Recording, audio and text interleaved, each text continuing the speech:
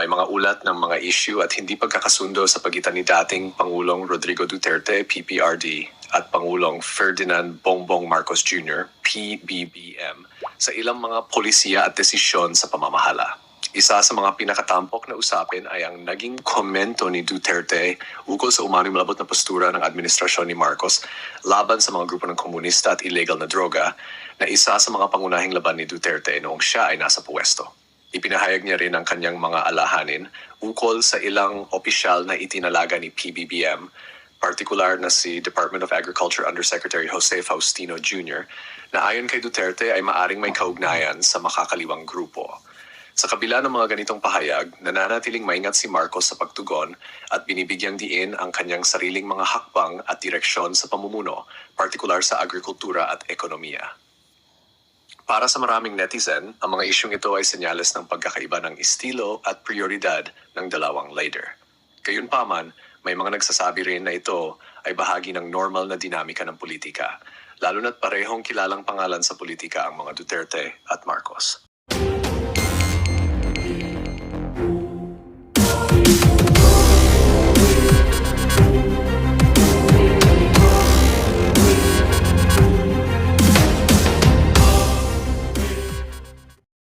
Right. Ubos ang pera ng gobyerno niya. Yan walang project ang gobyerno. Putang ina ginawa ng ayuda. No bridges. No new bridge. O walang repair. Wala lahat. Walang infrastructure. I am not passing judgment sa presidente. If that is what he wants to be remembered, na puro ayuda, President ayuda.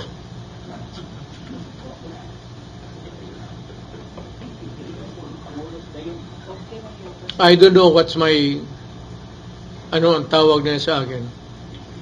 Ako siguro, presidency putang ina. Mayroon ng comment kung sabi ni VP Sara na yung national budget daw ang naghawak ni si Saltico at saka si Speaker Moses. Sila yung lumot mo. Ay, totoo naman talaga yan. That's the reality of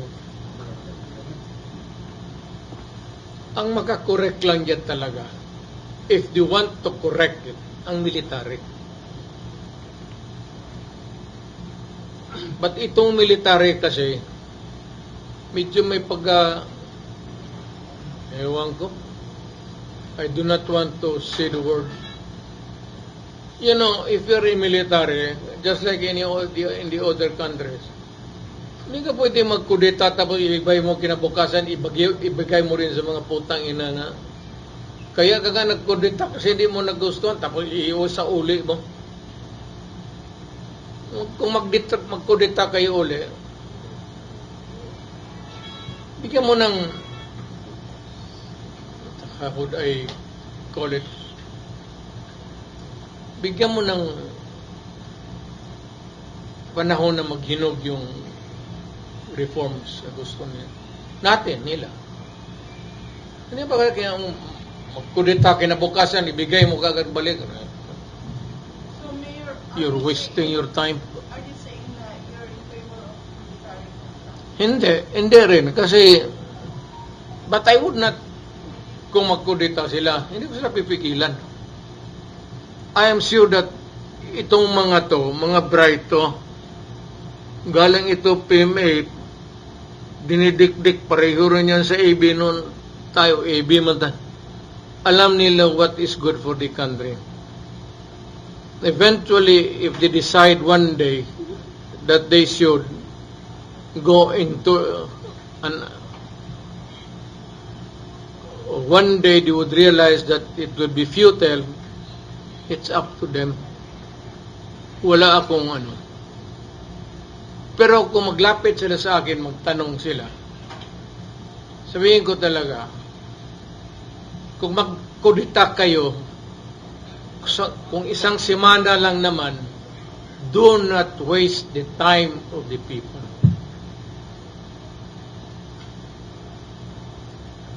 Pahinugin mo muna, then call for an election.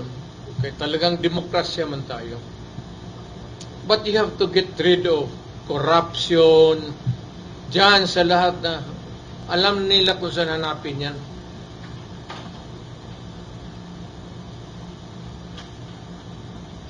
And I'm referring to the idealist. Yung mga bata, yung matatanda, wala na, beyond repair na yan. It's the new breed of young officers. Yung may fire sa, may idealism pa sa utak nila. People power daw ngayon. People power. Kapoy na. Mayor na nung Mahurot ang maruyag hupya da sa igok. Yung may tabo. Mayor na nung wala na kayo lang sa rally. Saan?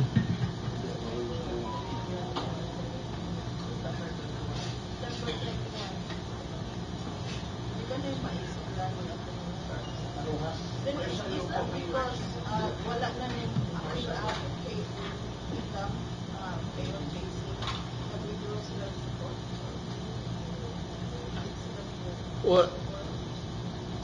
Unang-una, in fairness sa ang yabo og fair akong gidungan og pronounce mayabo ko. Yung Jesus Christ, they are not supposed to tinker with politics. My advice to them is to panaplin mo. Stay where you are, sa religious lang din. Was your advice, Mayor? What's Your it? decision was Yeah. based on your advice. You're the one advised. So, nag-istorya mo ni Pastor Kibuloy after Huwag niyo. Ayan ang sabihin ko kay Pastor Kibuloy. At alam ni Pastor Kibuloy yan. Na ayaw ko yung religious, hindi lang sa kanya. Yung religious denominations mo. Kikialam sa... Mayor, ang police lawyers ba, they are studying na yung mga statement, your statement before, both qualified for obstruction of justice. Sino ang... Yung mga lawyers, Sa...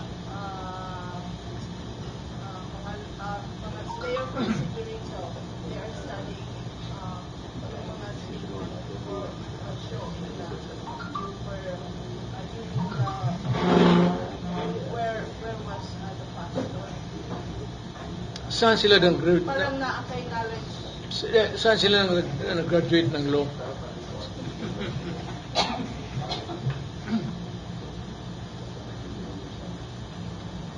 Yung mga joke ng Mayor kasi ano Mayor, they were saying na parang Obstruction of justice. you have knowledge na kung saan nagtago si pastor and then you did not tell the both of them.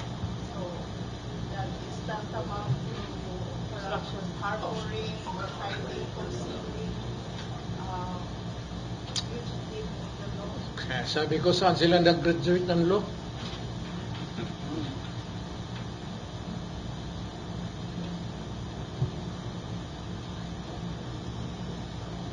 To be more specific, this statement came from Torre, hindi yung The nila. police lawyers, police lawyers, Ha? yung police lawyers ay And it came from Torre, and it is being voiced out by Bill. no sir, we were able to interview the police lawyers, yung sa Region 11 and Region 12, they were assisting. Yeah, they're lawyers of Torre. Tell them to go back to law school.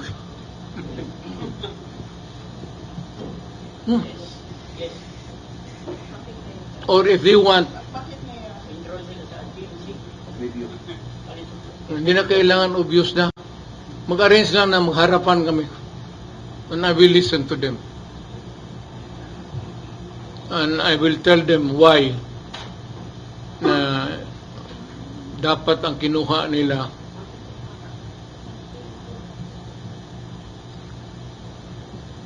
commerce na lang.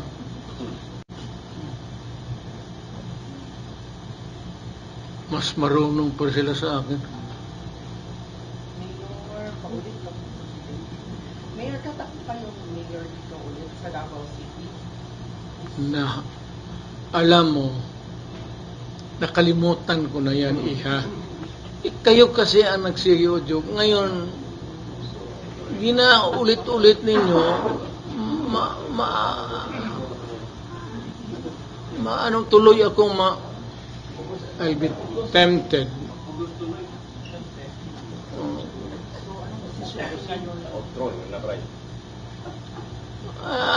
Ako, I will go with the majority view sa media. Yung wag tayo magbulan, ha? Walang kaibigan. Ano ang dapat anong tingin niyo? Dapat ako maging mayor uli? Yes. Ikaw. Tandot ako kung minaw ikaw.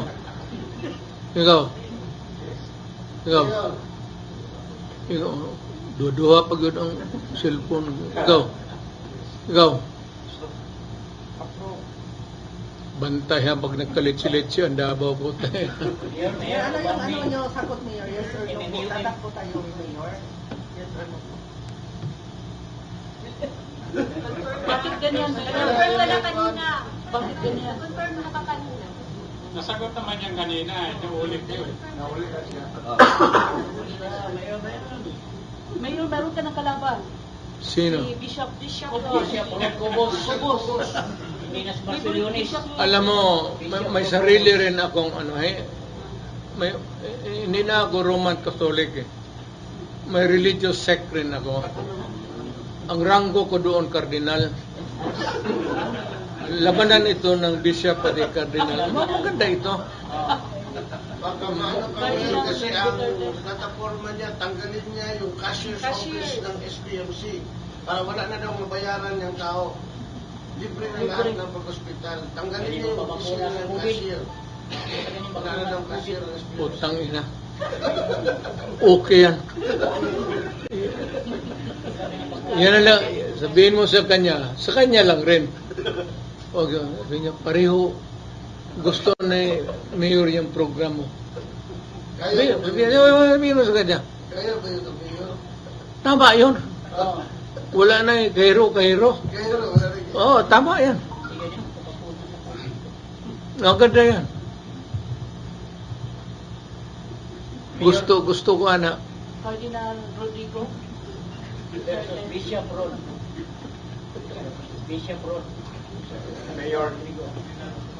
Kandidato ba siya?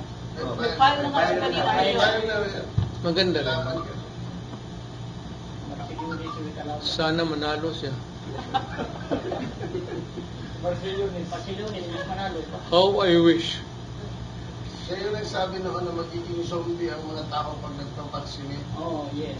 Siya yung bishop na nagsabi na pag nagpapaksin kayo, in 6 months, magiging zombie kayong lahat. Mamamatay kayo, magkabul kayo. Siya yun.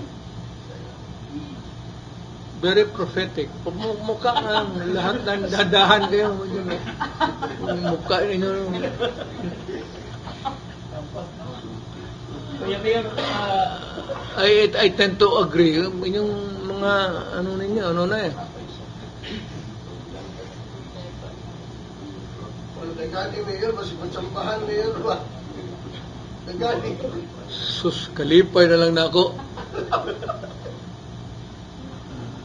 Pero tinalo ako ng bishop. Pero friends naman daw kayo, Mayor. At Ha? he was supporting you daw during the presidency. And during... Wala ba na akong problema? Kung Kasi sabi niya, mahina ka na daw. Okay, mahina na ako,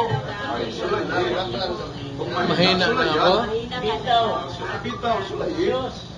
sana ako mahina. So, ganon?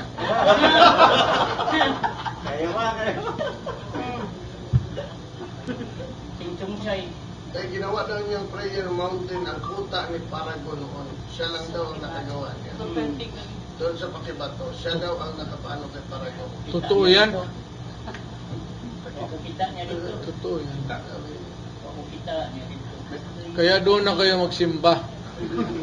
Huwag na doon yung kay Pastor Kibuloy. Love the Philippines Ferdinand movement. Duterte. Lipat na naman tayo ng bagong ano.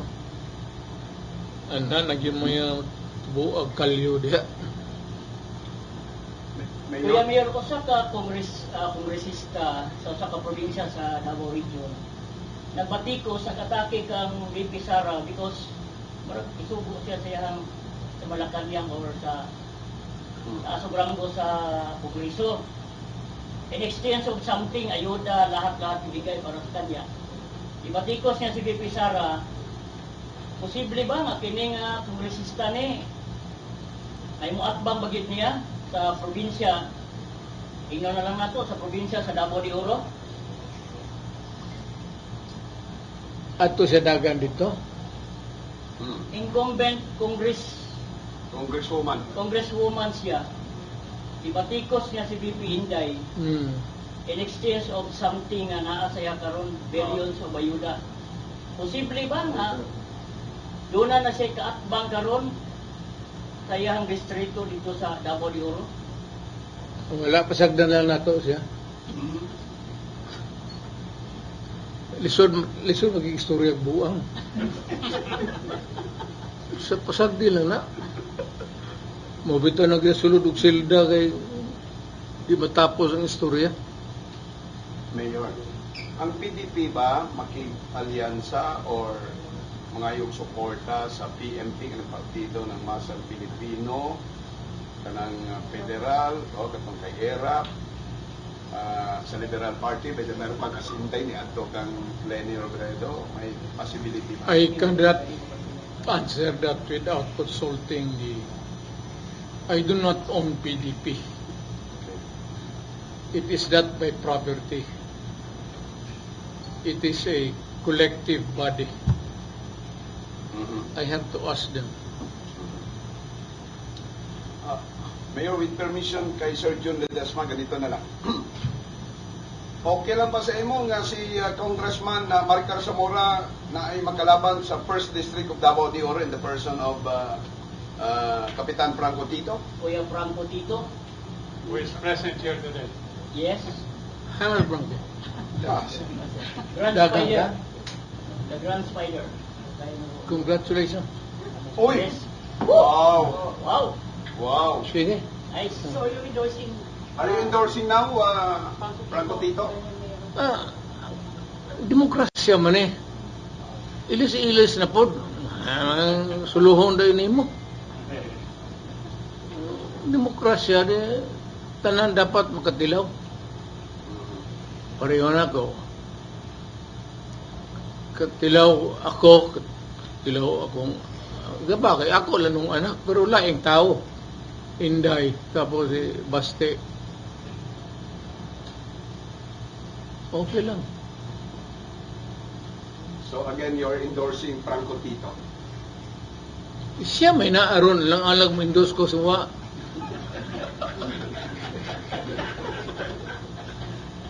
Mabuto dengan siguro ni siya kay magpa-endorse. Di, endorse. Mayor, yung Dili anin eh.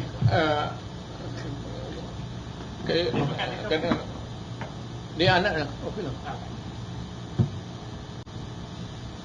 Alam mo pareho man tag kagikan ba? Nagsugot tag kapobrehon. So wala problema pagsabot nato sa problema. All you have to do is kasi dagana nimo.